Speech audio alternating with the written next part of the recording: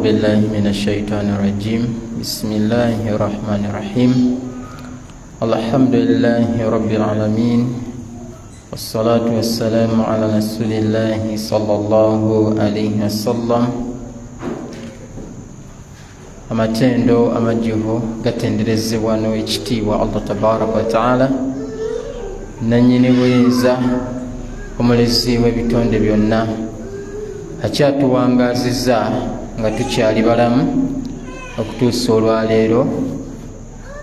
Tumusaba asebengera n'emirembe ku mukama waffe Nabi Muhammadi sallallahu alaihi wasallam eyafuuka ensonga okubanga alhamdulillah twenyumiriza batweyagalira mbujjubu bw'ekyengera kino diini Busiraamu. Allahumma salli wa sallim ala nabiyina Muhammad nabwe kityo tugenda kubeera nga tutambula ne poroguramu yaffe nga bulijjo. Buli lwakubiri tubeera n'eddalusu ey'okubuuza ebibuuzo nga byanukulwa Sheikh Abbas, Director wa Mukono Islamic Institute. Nabwe kityo tugenda kubeera nga tutambula ne poroguramu eyo olwaleero biidhini subhanahu wa taala. Nga tetunaba kugenda ku kibuuzo ekisooka, agenda kusooka babuuzeeko biidhinillah.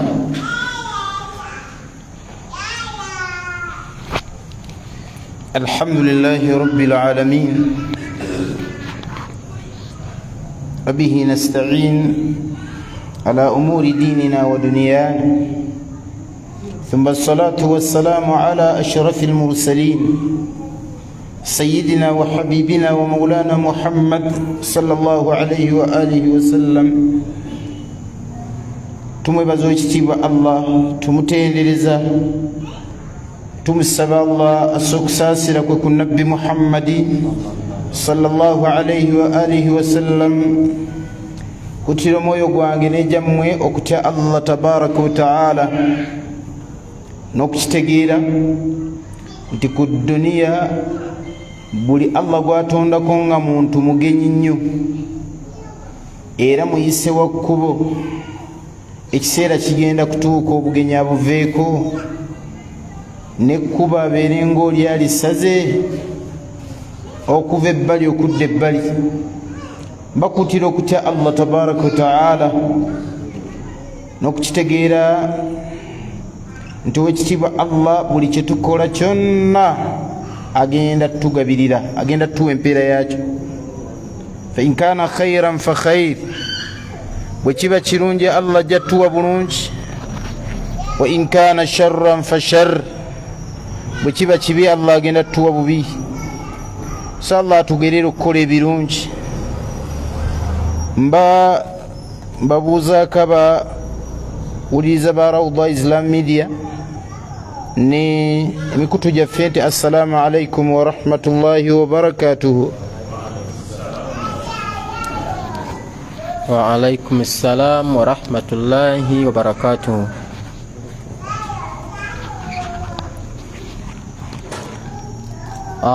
Ekibuuzo ekisooka kigamba nti Sheikh,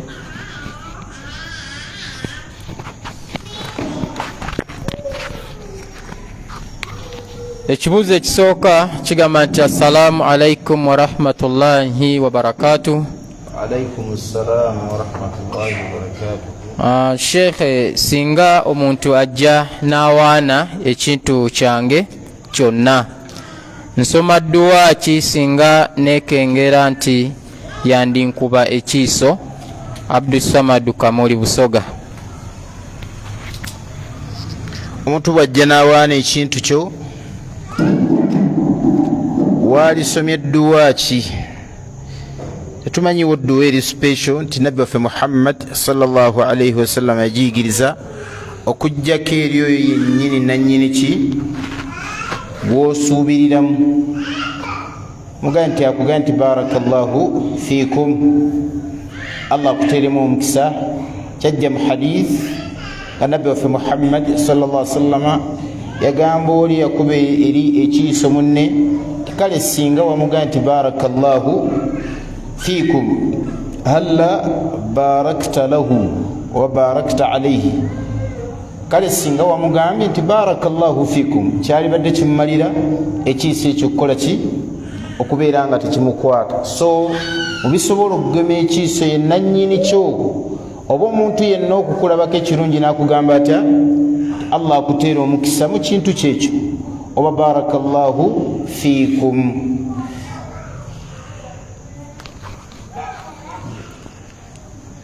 Sheikh tusaba tutangazaamu ekiiso kyeki.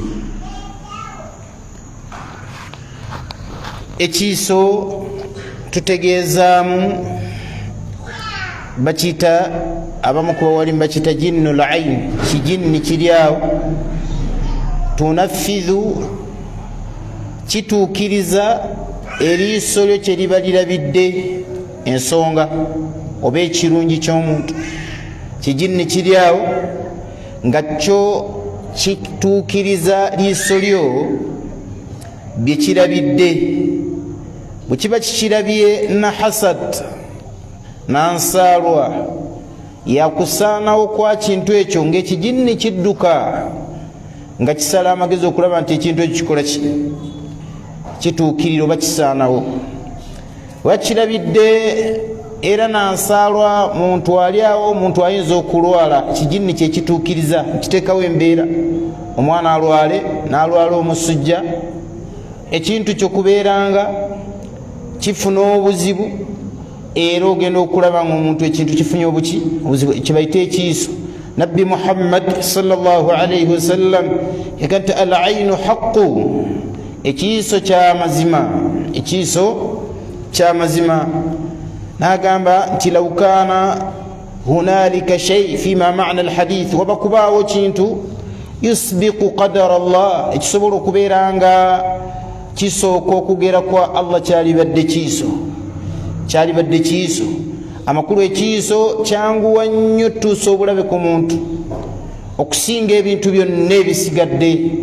Kivula omuntu bw'abanga olabye ne munne ekirungi tubarik lahu fi ngati barakallahu fik wa barakallahu alayk, Allah akuteera omukisa mu kintu kyekyo. Oba oliawo Allah ayinza okukikuumira mu mbeera efaanana bwetyo. Wallahu ta'ala a'lam. Barakallahu fika. Sheikh, tulina kwe tuyinza okutegeera nti ono omuntu alina ekiiso? Omuntu asobola okutegeerekeka nti alina ekiiso ddi nga tumulabye enfunda ettejuruba, gwakwata ku mwana alwala, gwakutteko awo enaggalama kigambe waliwo omukyala nga teri mwana gwakwatako okuggyako ng'afa. Abakyala ne batandika okuddusa abaana baabwe obutabakwatako, nga kye batya nti buli wanaakwatanga ku mwana era nga ekimutuukako kufa. So omuntu singa tumulabanga enfunda nnyingi tusobola okutegeera nti alina ki ekiiso, oba okubeera nga buli wakutunuulira okola ki olwala. Kisoboka okubeera nga bambi alina ekiiso, oluusi nga akimanyi, oluusi nga takola ki takimanyi. Bwe buzibu bw'ekiiso ti nannyini kyo ayinza okuba nga amanyi oba nga takola ki nga tamanyi, okakkana ng'atuusizza ekyo. Abamu ku bo ye kennyini aba talina nsaalwa naye nga kino ekijinni ekituukiriza kibayita jinnul ain oba ekiiso al ain nga kwe kiri mu ye kyekijinni. Buli waatunula ku muntu khalas ng'afuna ebizibu ebifaanana bwe bito. Wal ilmu inda Allah. Barakallahu fika. Tusaba wekitiibwa Allah tabaraka wa taala atukuume eri ebiiso. Ekibuuzo ekiddako kigamba nti Sheikh, kikkirizibwa okusoma edduwa nga ngatta Oluganda n'Oluwarabu mu kiseera kyekimu, oba Oluganda lubeera Luganda lwokka n'Oluwarabu lubeera Luwarabu lwokka? Kisobola okukkirizibwa fi haali, mu mbeera. Mathalan oli ayinza okubeera nga amanye okutendereza Allah tabaraka wa taala mu Luwarabu, kubanga Oluwarabu awsa'u lugati fi thanaa'i ala Allahi tabaraka wa taala, lumu ku nnimi ezikyasinza okubeera engazi mu kusuuta Allah n'okutendereza Allah jalla jalaaluhu. Kati n'asalawo okutendereza kwonna akutendereze mu luki? Mu Luwarabu. Oluusi n'okusaalira nabbi nga kujja muzibuwalira okubeera nga amusaalira mu luki? Mu Luganda n'amusaalira mu luki? Mu Luwarabu. Bw'amaliriza ebyo n'asimbula edduwa ye mu Luganda, haza la ba'sa bihi, tekiina buzibu. Naye ng'ekiri awula, ekiri afdal, oluvannyuma lw'ebyo omuntu bw'aba asoma edduwa yali gisomye nga mu lulimi lutya lumu, ebikwatagana edduwa, osoma Luwarabu walisomye Luwarabu, era oba osoma Luganda walisomye Luganda, oba Luzungu soma Luzungu, kusinziira ku buli omu olulimi lwasinga okuwuliranga lumwanguyira gyali. Lwaki? ti rabbuna khaliqu rabbul lugat, Allah waffe ye mulezi w'ennimi zonna, yafahamu kulla lugat, amanye ennimi zonna Allah tabaraka wa taala nga tayawuddeewo. Era yatuga nti mu bubonero obulaga nti yali Allah ikhtilaf alwanikum, kubeera nga kala zammwe zanjawulo, wa alsinatikum, n'ennimi zammwe zaki zanjawulo. So kubeera nga ennimi zaffe zanjawulo kabonero akalaga nti waliwo yazitonda Allah. So soma dduwa mu lulimi lwonna lw'oyagala, wekitiibwa Allah janukula.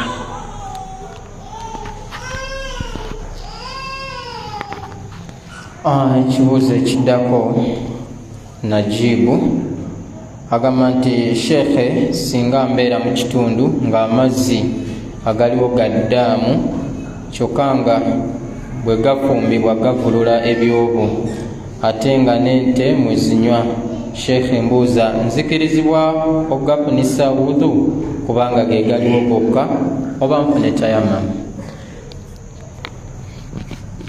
Kwebyo byonna ebyogeddwa tetunnaba kulabawo kitta oba kifuula mazzi ago haramu kufunibwa ki wuzu, kubeera agaddaamu ge bakuba ekyo tekiremesa mazzi ago kubeera nga gafunibwamu ki ewuzu. N'ente okunywamu abawalimu bonna bakyegattako nti kullu ma yukalu lahmuhu fahuwa tahir, buli kisolo kyonna ekiriibwa ennyama yaakyo kibeera kitukuvu. Nte, mbuzi, ennyama yaakyo bwe tuba nga tugirya fahuwa tahir, kibeera kitukuvu. Tahiru bawluhu, omusulo gwakyo gubeera mutukuvu. Tahiru rawthuhu, n'obusa bwakyo bubeera buki butukuvu. Bwe batyo abawalimu bwe bagamba. Wallahu ta'ala a'lam.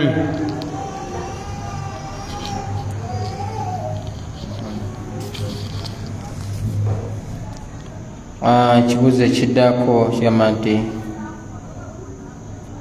Sheikhe, omusajja akkirizibwa okusenga ew'omukyala mbu olw'okubanga alina ssente?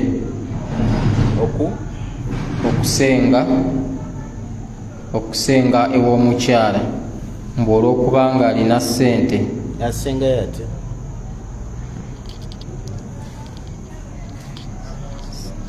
amusuzeeko sikitegedde oba simanyi kyeyabadde ategeeza. kale tatuddemu okusinziira ku kyetegedde. Ano agambye nti akkirizibwa okusenga ew'omukyala mbu olw'okubanga alina ssente mbu n'amala n'amuwoowa.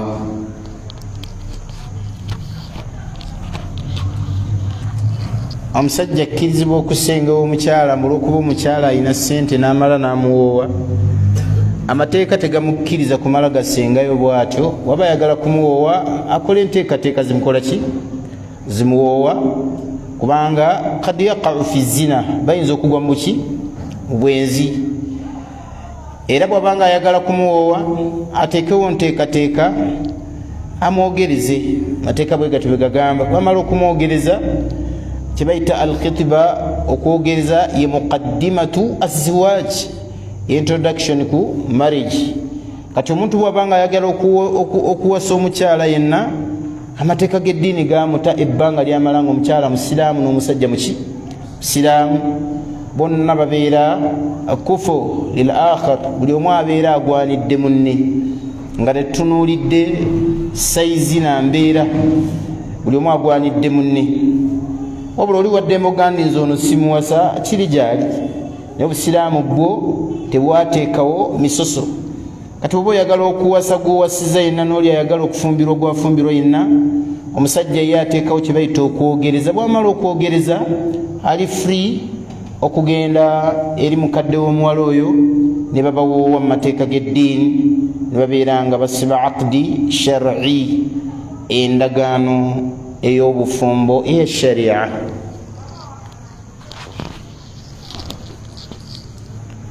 Ekibuuzo kiddako kigamba Sheikh, assalamu alaikum warahmatullahi wabarakatuh.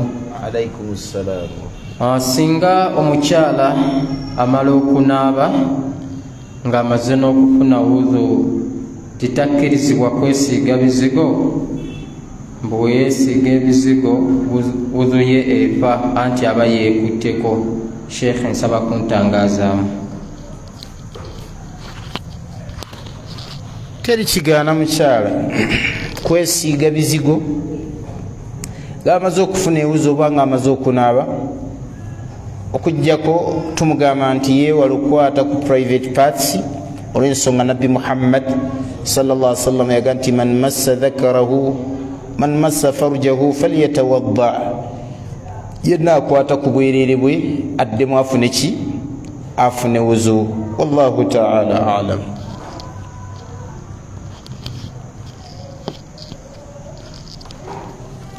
Tusaba w'ekitiibwa Allah tabaraka wa taala atuteeremu obwangu.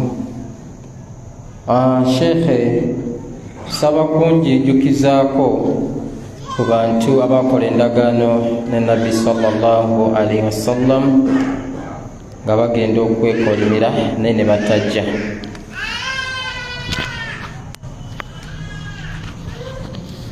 Abantu abakola endagaano ne Nabbi Muhammad sallallahu alaihi wasallam bagende beekolimire baali annasara annajrani, baali basangibwa Yaman. Oba tunuulidde entandikwa ye suratu Ali Imran, tafsiri ya Ibn Kathir yaleeta abantu abo bajja eri omubaka Muhammad sallallahu alaihi wasallam ng'ali e Madina. Yabga tarata Isa ilahu, Yesu asobola okufuuka Katonda. Yesu asobola okufuuka Katonda. Yabga tarata Isa ibnul ilah, ate Yesu asobola okubeera omwana wa Katonda.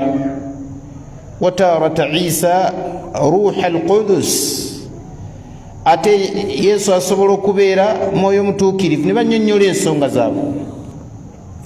Mu bye bannyonnyola baalaga nti Yesu afuuka Katonda olw'ensonga kaana yuhyi al-mauta wa kaana yubri'u al-akmaha wal-abrasa wa kaana yakhluqu min at-tayri min at-tini kahay'ati at-tayri fayanfukhu fihi fayakunu tayran. Baalaba nti Yesu ekimufuula Katonda awonya ab'ebigenge, abakwatako n'abasabira ne bawona. Yali asobola okukwata ku bafudde ne badda obulamu. Yatonda, yakwata ettaka ettosi n'alitondamu n'alibumbamu ekifaanana ekinyonyi ne kifuuka ekinyonyi. Then yaga nti ekimufuula omwana wa Katonda, afalaisa lahu abu, Yesu talina kitaawe. Ne boogera bye baayogera byali bingi. Nabbi waffe Muhammad sallallahu alaihi wasallam n'abatangaaza n'abaga ta'lamuun anna Allaha tabaraka wa ta'ala hayyun la yamut wa anna Isa yamut. Mukimanyi bulungi nti Allah mulamu, takola ki? Tafa. Ate Yesu afa n'okulwala alwala. Ne bakkiriza nti naam. Nabaga nti mumanyi Yesu alya n'okunywanywa nga Allah bwe yagamba mu Qur'an nti ye Yesu ne maama we Siddiqa kana yakulani at-ta'ama, bombi baali balya emmere. Amakulu bitonde nga bw'olaba naffe tulya ebiki ebitonde. Kati nabbi waffe Muhammad sallallahu alaihi wasallam naga nti Yesu bw'aba alya emmere agenda ne mu ttooyi akola ebyo byonna nga mukimanyi bulungi nti Allah ebyo tabikola. Bamuga nti ye Allah tabikola. Finally nabbi waffe Muhammad sallallahu alaihi wasallam hebagamba timukkiriza bagamba. We bagaana nabbi waffe Muhammad sallallahu alaihi wasallam nabaga tugende tukole kibaita al-mubahala. Mubahala twekolimire tuddire ekikolimo kya Allah tukiteeke ku muntu alimbisa. Suratu Ali Imran aya yankaga muimu Allah qal faman hajjaka fihi min ba'di ma ja'aka min al-ilm, yannaku wakanya oluvanyuma lw'obujulizi ilmu Allah jakusizaako. Faqul ta'alaw nad'u abna'ana, baganti mujje tuyite abaana baffe, wa abna'akum n'abaana bammwe, wa nisaa'ana tuyite abakyala muffe, wa nisaa'akum nammwe muyite abakyala mummwe, wa anfusana wa anfusakum nammwe mujjireko naffe tujjireko. Thumma nabtahil oluvanyuma twekolimire. Fanaj'al la'nata Allah tufule ekikolimo kya Allah ala al-kadhibi nga tukiwunzikira eri omuntu oyo alimbisa. Kitegeeza ki? Batandika okugamba nti ayi Allah w'ekitiibwa abaddu bano bazze olwaleero wano ku nsonga efaanana bweti netubanyonyodde bwetuti ne bwetuti, tukusaba ekikolimo kyo okiteeke ku balimba abali ku bulimba. Babagana abakatuliki abo bwe baamala okwogera ne nabbi Muhammad ne bafuna maw'idi ya lunaku bwe ruti. Nabbi ku lunaku olwo yakeera n'akwata Hassan ne Hussein bazzukulu be, n'akwata muwala we Fatima ku mukono ne batambula naye n'agenderako. Bwe yatuuka we baategeka okubeera nga bagenda okukolerawo omulaana okwekolimira, nabbi waffe Muhammad sallallahu alaihi wa alihi wasallam yagenda okusanga nga bali batumyeyo omukatuliki omu. Omukatuliki oyo gwe baatuma yamuga nti twebuuzizza ku bakabona baffe ne batuga nti Muhammad sigala ku ddiini yo naffe tusigale ku ddiini yaffe. Wawe yaddayo yabeebuuzaako bakabona ne bagamba nti ta'lamuuna anna hadha ar-rajul, mukimanyi nti omusajja oyo kad yakunu nabiyya, ayinza okubeera nabbi ebyaddala. Fa in la'anakum, bw'anaabakolimira fatathbutu la'na, ekikolimo kijja kunywera ate kibagoberere. Ate ekikolimo kya nabbi mukimanyi, mugende mugambe Muhammadi asigale ku ddiini ye naffe tusigale ku ddiini yaffe.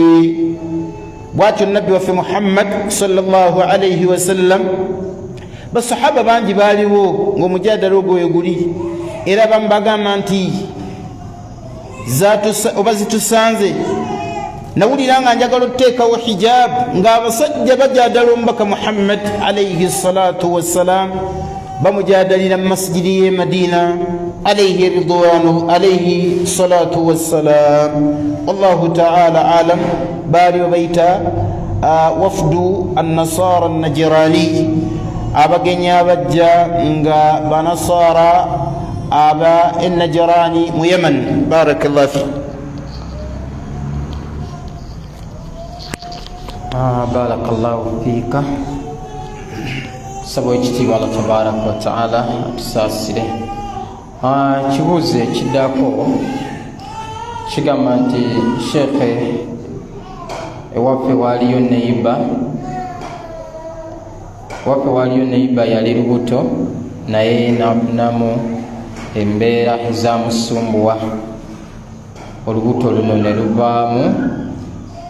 Kati abuuza nti omwana ono yavaamu baani abateekeddwa okumuziika, kubanga yawulirako nga bagamba nti abantu abakulu oba abakadde abakoma okuzaala be bateekeddwa okuziika omwana ono. Sheekhe saba kumutangazaamu. hadhihi min al-asatir, ebiri mu bintu ebigunjeewo al-ula ebyabantu abasooka nga balowooza nti omwana bw'aba avudde mu lubuto ng'oluusi tannakula nga akuze takaabye, abamu we bagamba nti abamuziika babeera bakyala abakulukulu, era ono kazaala mwana takkirizibwa kusalayo bw'abanga akyayagala okuzaala omwana. Era nebeera ndowooza na aqiida y'abakyala abaganda n'abasajja abaganda abatannaba kutegeera busiraamu, nasalu llaha al-afwa wal-afiya, omwana we bamusalako akalira maama we taddamu kukola ki? Kuzaala. kasita omwana tebamusalako kalira naafa ne bamuziika nako, maama we taddamu kuzaala n'amuzadde. kullu hadhihi batil, ebyo byonna bifu, si bituufu. Ekimanyikiddwa nti omwana bw'aweza emyezi 4 mu lubuto lwa maama we, Allah n'ageera n'avaamu, omwana oyo aba akuze olw'obujulizi obwajja mu sunna ka nabbi waffe Muhammad sallallahu alayhi wasallam agamba nti inna ahadakum yujma'u khalquhu fi batni ummihi 40 yawma nutfa, omu mummwe Allah akuŋŋaanya obubumbwa bwe mu lubuto lwa maama we ennaku 40 abeera ttondo. ono spam gwe batadde mu lubuto oba munnaba lyeriba ettonde. thumma yakunu, tuniya sayansi w'omubaka Muhammad alayhi salatu wassalam, thumma yakunu alaqa, oluvannyuma ne kifuuka ekisaayisaayi, limithli dhalika, nga kweyongeddeko ennaku endala 40, ekyo 8. thumma yakunu mudgha, oluvannyuma afuuka ekinyamanyama, limithli dhalik, nga kweyongeddeko ennaku 40, 12 gy'emyezi 4. thumma yanfukhu llahu fihi ruh, oba thumma yursilu llahu malaka, oluvannyuma Allah atuma malaika, fayanfukhu fihi ruh, nemufuuwamu omwoyo ku myezi egina. wayumaru bi4 kalimat, n'alagirwa bamuwandiikeko ebintu 4, bikatbi rizqihi, bamuwandiikeko riziki ye gyagenda okulya mu nsi ngaali mu lubuto lwa maama we. wabikatbi ajalihi, bamuwandiikeko naddirwa naafa ng'akyali mu lubuto lwa mami. wabikatbi amalihi, bamuwandiikeko ne byagenda okukola mu nsi byonna mirimu. basahaba beewuunya nnyo mbaka Muhammad sallallahu alaihi wasallam ng'ayogera ebigambo bino. ekyesembyayo kyokuna nti wa shaqiyun am sa'id,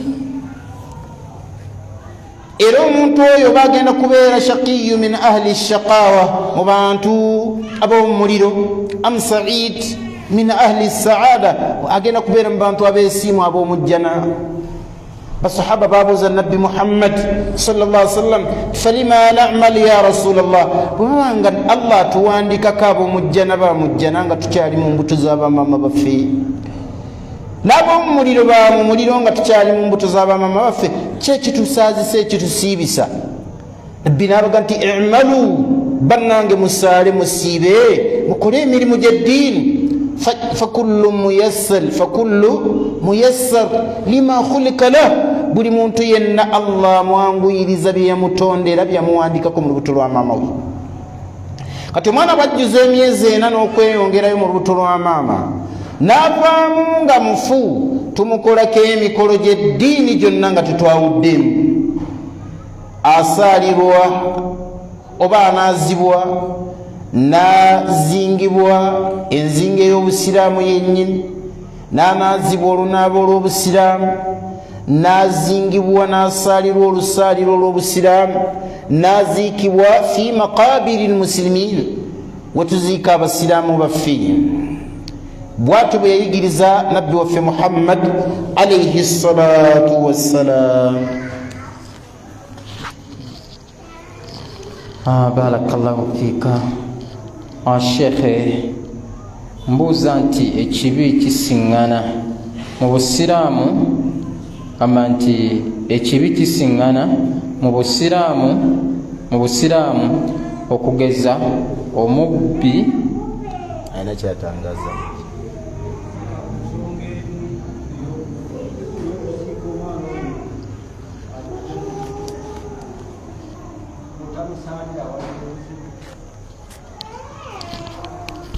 bwe mutamusaalira mufuna omusango.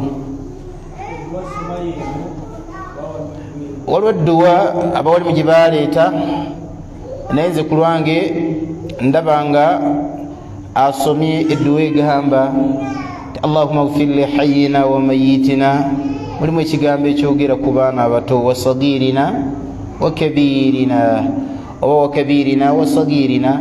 Eyo edduwa bw'oba ogisomye yeri afdal okusomera muki? Okusomera omwana omuto. Wallahu ta'ala a'lam. Abuuza nti bwe tutamuziika tufuna omusango? Naam, tufuna omusango, kubanga okusaalira omuntu n'okumuziika fardu kifaya, kintu kya tteeka, naye nga bakitukoledde batumalira. Kati singa ekyalo kyonna bagaana omumusaalira ng'ate akuze amanyikiddwa mwana asaalibwa, ffenna tufuna omusango ku kyalo ekyo. Wallahu ta'ala a'lam. Ekibuuzo ekiddako kigamba, Sheikh, mbuuza nti ekibi kisiŋŋana mu busiraamu okugeza omubbi abba omutwalo nabbye akakadde, bonna tubatemako omukono? La, abbye omutwalo nabbye akakadde tebenkana. Ebibi bya miteeko ebiri. Waliwo ebibi nga tosobola gamba nti ono yasinze, ono yakoze ki, ono akozeeko kitono. Mithaalu dhalika okwenda, tosobola gamba nti ono yayenzeeko kitono tetumuwa haddi, ono yayenzeeko kiki kinene. Ebbanga ly'omala nga bayenze, ayenzeemu ebiri, khalasi bonna babeera baki? Bonna babeera benzi. Obubbi bwo tusobola okugeraageranya kuba waliwo haddi. Omuntu agenda okubba ono, amateeka ga sharia agamutunuulira mu ntunuulira ya kika kya waggulu. Kaka nti ayinza okuba bambi ekimubbisizza abadde n'obwetaavu obw'enjala, agenda okugira bw'ati n'apakula ebintu by'abantu. Oyo amateeka g'eddiini gagamba nti nedda, tugeraageranya ekintu omuntu kyabba olw'enjala. Mu byo singa ebintu ebyo tebiweza mitwalo 84 gye babalamu nisaabu, wemba seerabidde, nisaabu yali ya mitwalo 84. Singa omuntu abba ekintu kya mitwalo 84 mulimu n'obugwagwamu, kiba kitegeeza nti omuntu afaanana bw'ati, kigendererwa kye si kwagala kufuna kyakulya, wabula ekigendererwa kye ayina muzebuze gwa bubbi ogwetaaga okugema. Abbye omutwalo tusobola okubeera nga nu'udhar paka ku ssente ziri ze tulabye, wabula naye tumuwaayo ta'zir, tumuazzara, tumuwaayo ekibonerezo ekimugwamu ekitali eri haddi ya Allah.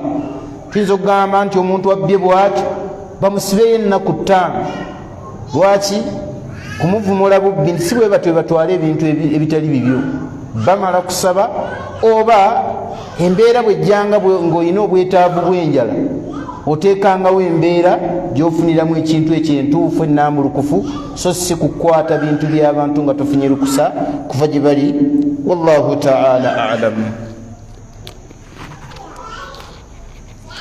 Barakallahu fika. Ekibuuzo ekiddako kigamba, Sheikh, singa ntuuka mu mbeera nga wendi sobola kufuna wudhu, sina mazzi ga kufuna wudhu, kugeza nga mukomera, nkola ntya nga njagala kusaala nga n'ekifo kyendimu si kitukuvu?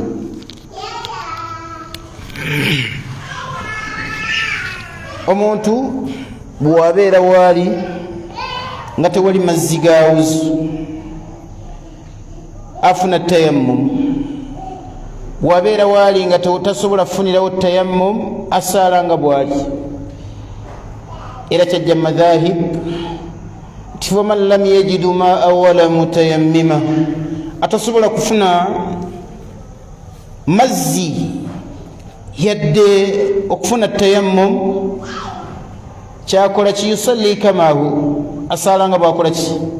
Obujulizi buli luddawa qala Allahu ta'ala fattaku llaha mastata'tum, yagamba wekitiibwa Allah nti mutye Allah okusinziira buli omu ku busobozi bwakola ki? Bw'ofuna obusobozi bw'amazzi saala ng'ofunye ewuzu, bw'otafuna busobozi bw'amazzi genda ofune ki? Tayammum. Wabula kisoboka okwogerako n'abasirikale, tewenyigirizanga kuba nabyo bitonde bantu. Gane ndi musajja musiraamu, badde nsaba mumpa olukusa, eddembe lyange ery'okusaala, ngende nfune kuwuzu nsaale, tikale munzikirize ngende nkube tayammum. Bwe bagaana ebyo byonna nga biwedde, genda osaale nga bw'oli, nga bwe kyajja mu madhahib. Wallahu ta'ala alam. Barakallahu fika. Shekhe, newembanga engoye zendimu tezina wudhu,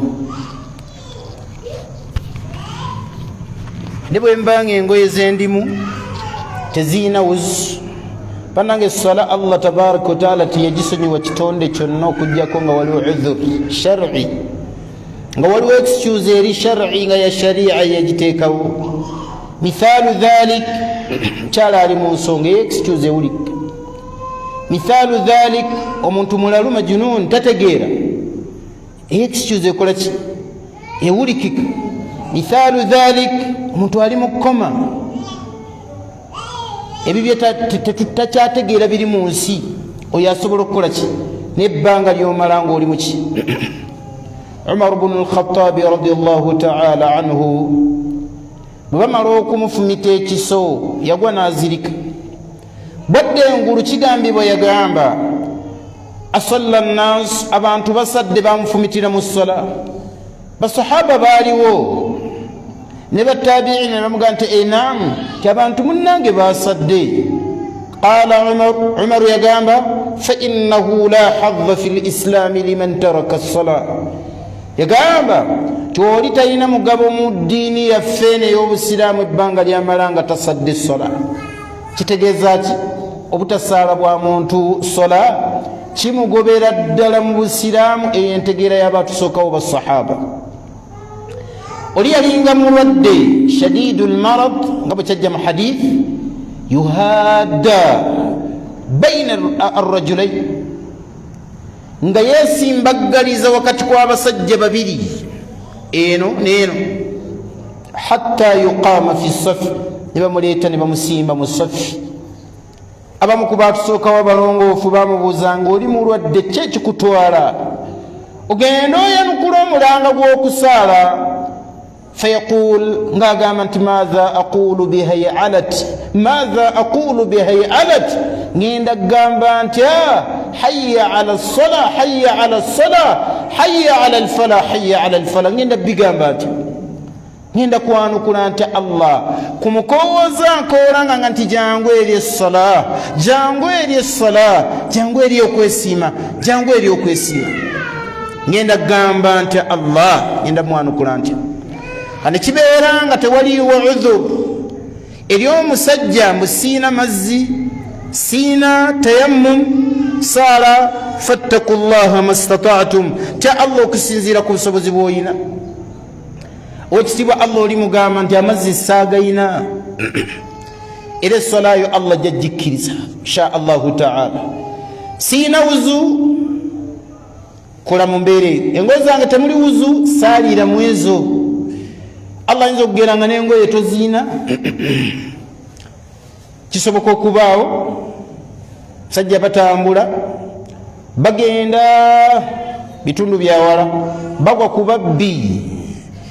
Ababbi be baguddeko babagamba nti buli kimu kiteeke wali, saagala kintu kyonna ku mubiri.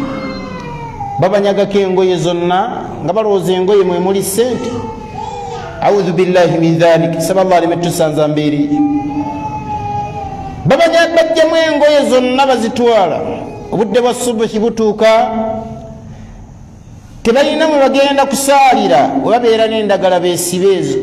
Bwe libeera nga ddungu temuli yadde endagala, basaale nga we bali. Abamu ku bawuli bagamba yusalluuna salaatan la rukuu'a fiiha wala sujud, basaale essala etaliimu kuvunnama yadde okutama.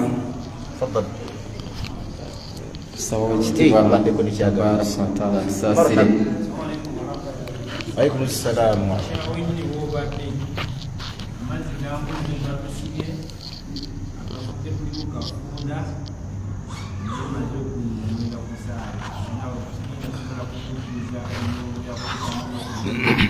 Naam. Salli bil iman, bali bakiteekawo saala na kulaza bulaza. Wallahi ne obeera nga tosobola kulaza, saalira mu nniya, saalira wootudde oba bakugalamiza oba mu mbeera yonna, naye ng'essala tekoze eki, tekuyiseeko. Abooluganda, essala nabbi waffe Muhammad alayhi salatu wassalaam teriyo bintu bye yateekako siira ng'abikuutira abantu hatta fi akhiri hayatihi, paka ku nkomerero y'obulamu bwe. Assalatu wama malakat yaminukum, bannange mwekwatenga ennyo ku ssala, wama malakat yaminukum, n'abo be mufuga emikono gyammwe. Eri ategeezaamu abaddu n'abazaana mubayise bulungi, nga nabbi ajjawo enkola ey'okuyisa obubi abaddu n'abazaana nga bwe baakolanga mu jahiliya. Oli asanga omuddu waawo n'amukubamu oluyi bila sababu, tewali nsonga. Kati nabbi bye yasembayo okulambira umma y'essala, twalanga obuvunaanyizibwa essala ogiwe omukisa ogusooka.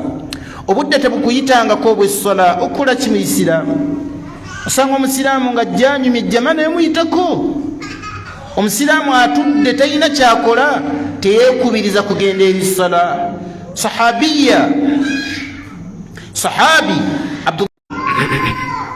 yaga nti ala kwatendi nga jjama musajja muzibe, ekifo kirimu ensolo enkambwe. Nabbi sallallahu alaihi wasallam yamuga nti hal tasma hayya alat, owulira ekigambo hayya ala ssala, hayya ala alfala, obiwulira?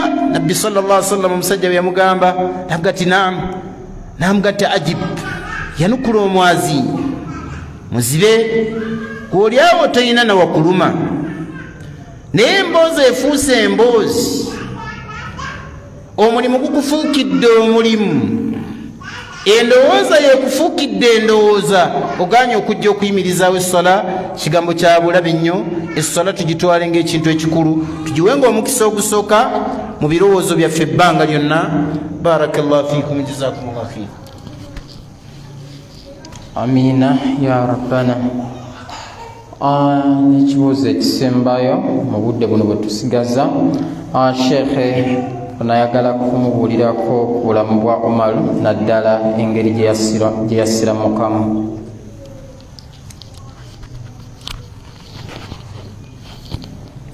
Umar ibn al-Khattab radiyallahu ta'ala anhu, khalifatu ar-rashida, الصحابي الجليل عمر الله مسيمه يلي صحابة منين بصحابة بمبك محمد صلى الله عليه وسلم، كان من أشد الناس في الإسلام وقبل الإسلام. اليوم بسجى بامان إلى بزلا إلى بكامبwe mu Busiraamu, n'Obusiraamu nga tebunnaba kujja, ng'Obusiraamu tebunnaba kujja. Umaru yawuliranga ennaku ng'awulira ddaawa y'omubaka Muhammad sallallahu alaihi wasallam, era yatambulanga mu nsi ng'awulira obusungu, ng'awulira nga Nabbi Muhammad yakowoola abantu. Y'omu ku basajja abaali abazibu ennyo eri Obusiraamu,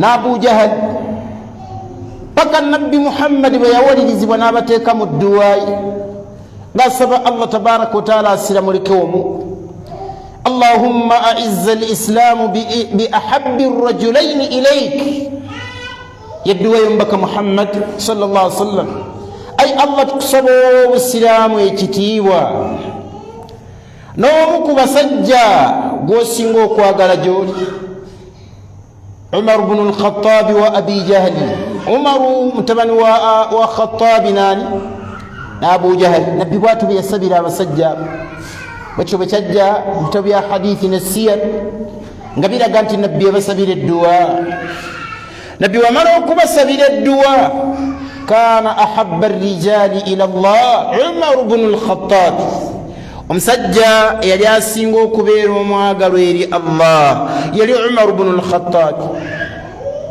nabbi Muhammad sallallahu alayhi wa alihi wa sallam Umar ibn al-Khattab lumu yali atambula e Makka kigambibwa daawa yali yakatambulako emyaka 6 ka nabbi Muhammad akoola abantu okubazza eri ddiini abo bagamba tekigambibwa ti Umaru yali yakaweza emyaka 26 mu myaka gye abo bagamba kigambibwa Umaru nabbi sallallahu alaihi wasallama yali yakamala okusindika basahaba basooka okusenguka okugenda Habasha mu Ethiopia alhijratu alula ila alhabasha nga yakasindika basahaba basooka okugenda mu Ethiopia Habasha olw'ebibonyobonyo by'abakaafu bye batuusanga ku basiraamu Umaru aba atambula ku street z'e Makka muzimu ku nguudo z'e Makka kyava asanga omu ku basajja n'amugamba nga huwa mutawashihu saifahu nga yeetimbye ekiso ng'era omuntu agenda okulwana oba alina gwagenda okutta yali nkola ya jahiliya ng'omusajja ajja n'akutta ng'ekikussa talina nsonga okuggyako ensonga ezikwatagana ku ye yekka ensonga lwaki bagituuma jahiliya period the period of ignorance period y'obubuyabuya butamanya okwata otya munno n'omuttira bil asbaabi taafi n'obusonga obutaliimu Umaru aba atambula ali kuzimu ku street z'e Madina z'e Makka kyava asanga omusajja n'amuga nti aina taqsudu ya Umar Umar olagawa hiwaarun bayna Umar wa rajul yali dialogue wakati wa Umar n'omusajja oyo Umar namugamba nti aqsudu qatla Muhammadin ekintwala kino ekiso kyolaba njagala genda kumalawo Muhammad tumuwone atuviire asusse okuvuma bakatonda baffe avuma balubaale waffe Uzza avuma lubaale waffe gwe bayita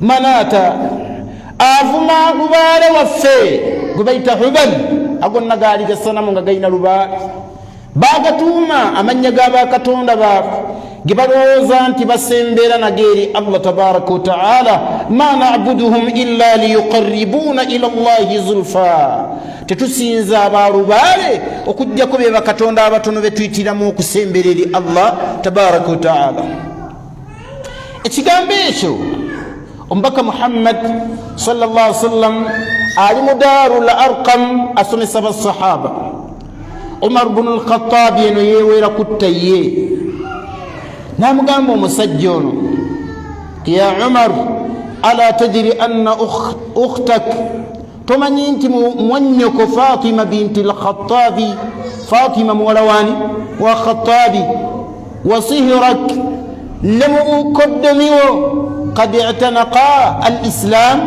bayingidde ddo obusiraamu Umaru yeewuunya nnyo amawulire ago yali tagamanyi nadduka nga mwannyina wa Umaru ne mukoddomi we bali waka basomesebwa Qur'an kigambo yali abasomesa baali bamuyita Khabbaabu bun al-Aratti oba Khabbaabu bun al-Alathi yali abasomesa Qur'an nga basomesa suratu Taha abamu ku bali bwe bagamba babali eyo mu nnyumba nga zireeta Umar ng'alina obusungu bungi yatandikira ku mukoddomi Umaru yali tagenda n'amuyisaamu awo byamuyisizaamu empyo siramukootya kigambibwa n'akwata ne Khabbab bunu al-Alatti naye n'amuyisaamu ki byamuyisizaamu yabakuba paka kubajja mu musaayi ezimu ku bitabo bya siyaru ebigambo ne mwannyina n'amukwata era ebitabo ebimu ebya siyaru byalaga ekyo n'amukuba kigambe mwannyina yamugamba nti yabasanga basoma Qur'an namugamba satadhuribuni hatta al-maut Umar ajja kunkuba pakoze onnettire nesigenda kuva mu kino kyotusanze tusoma Umaru byamuyinza nayagala okusoma kwebyo byabasanze basoma ne bamuwa olupapula ng'olupapula olwo kutiba fiihi oba fiiha suratu Taha ebimu ku bigambo ebiri mu suratu Taha oba aya za suratu Taha fa idha fiiha ku lupapula nga kuliko ekigambo ekigamba innani ana Allah la ilaha illa ana fa'buduni wa aqimi ssalata lidhikiri zebampita Allah sinzange ebbanga lyonna yimirizangawo essola ku lw'okunzijukira nze Allah. Umar ibn al-Khattab radiyallahu ta'ala anhu abuuza mwannyina aina Muhammadun, Muhammad ali luddawa.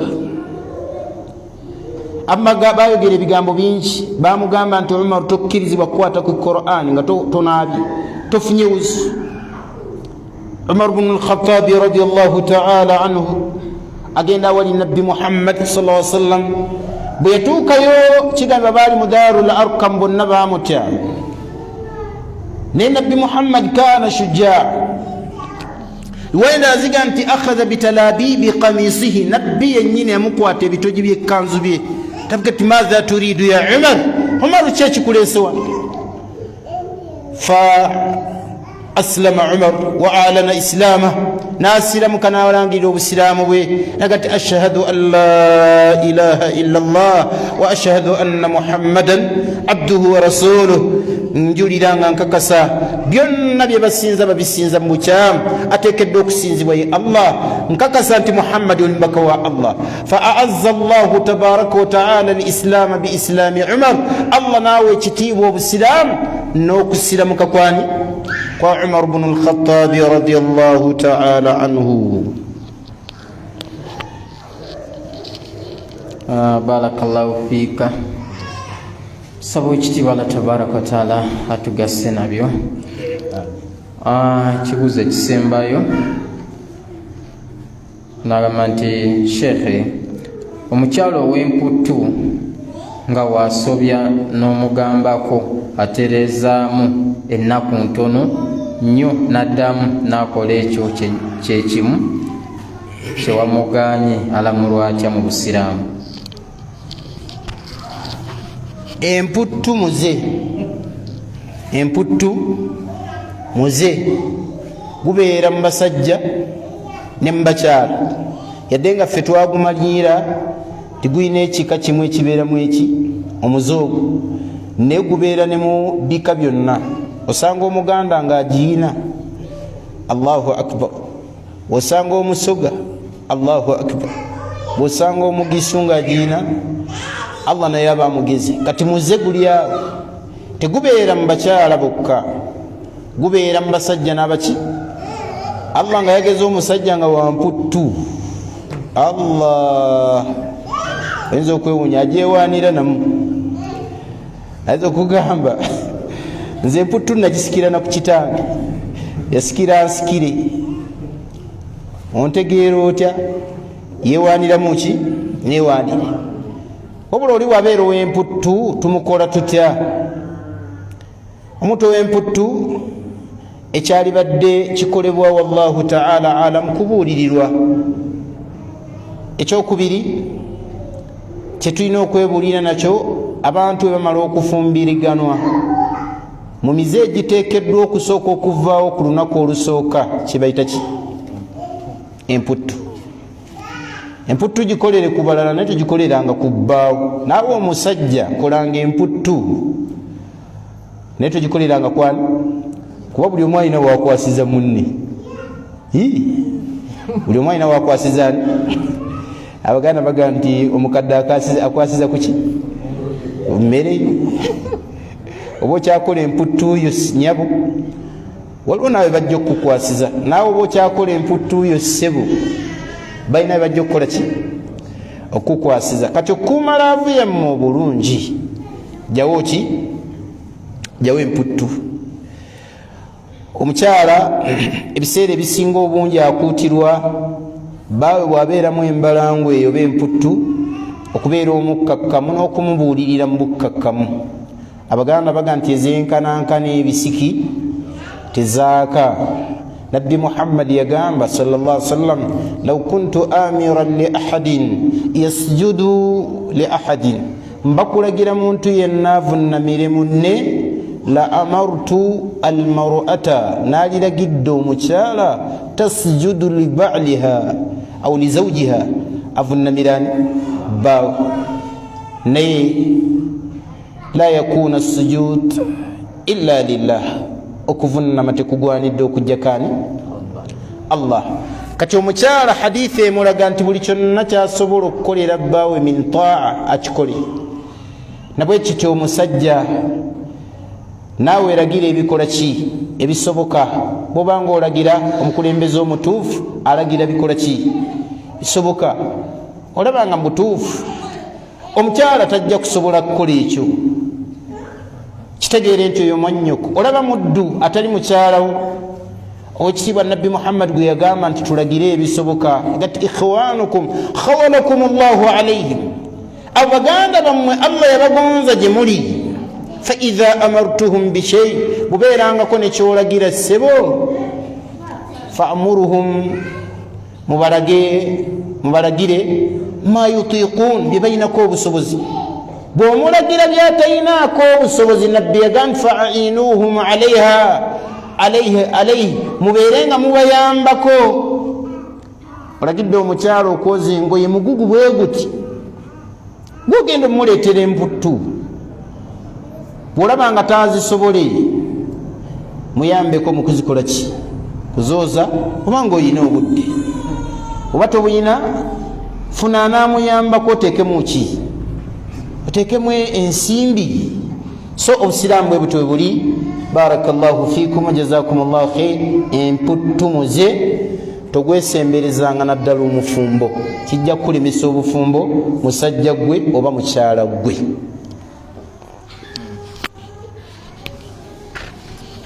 Barakallahu fika. Abdussalam Bugorobi asaba muyambako wano shekhe, agamba nti assalamu alaikum warahmatullahi wabarakatuh.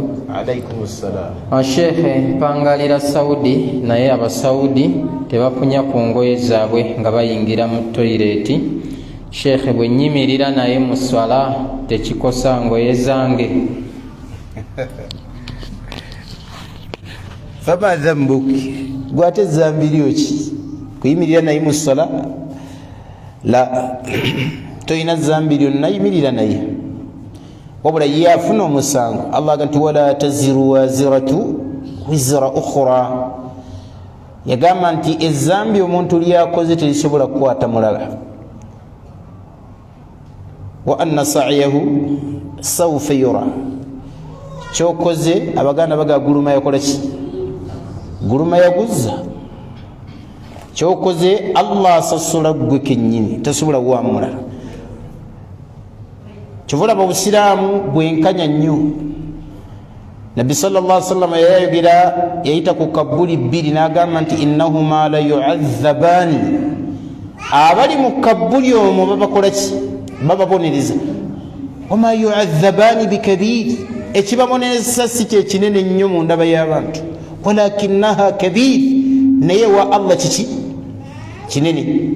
Hadithi emu ekito bwe kyajja igati amma ahaduhuma, omukubo fakana yamshi binnamima, yali atambuza lugambo ku kyalo nga yeezira kufuna mawulire agatambuza n'agasaasanya. ensonga bwe bajjira min al amni au al khawfi adhaa'u bihi ngereeta obunkenke ku kitundu agisaasaanya n'agigamba oli n'agigamba oli. Owokubiri kaana la yastanzi an bawlihi yali teyeefaako ku mukojobo musulo nga bw'afuuyisa tafaayo ku ngoye ze zikwatako. sallallahu alaihi walafiya. Omuntu bw'olabanga abantu wogenda okufuuyisa omusulo gugenda kudda ku ngoye, engoye ezo sala amagezi okubeera ng'ozifunyako. Ekitiibwa Allah tabaraka wataala ajja kuwa obulungi okujjako okutya. Waliwo abawali mu bibaqarani bibiri. Omuntu waali kyangaala